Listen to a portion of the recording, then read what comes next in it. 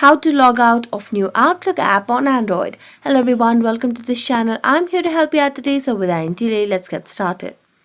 So first of all, launch the Play Store application on your device and search for Outlook application just to make sure you have an updated version of the application. So here, as it says, we have an update available, so we can just tap on update and start updating the application, for which make sure you have a stable Wi-Fi connection on your device. If not your Wi-Fi connection, you can switch to a cellular data as well, but after getting it installed and updated, you can just wait for a few seconds so that you can open up the Microsoft Outlook application on your device. So let's wait for a while. It might be a few seconds to few minutes depending on the connection that you have on your device. So let's just wait for a while until it gives us access to just open up the application.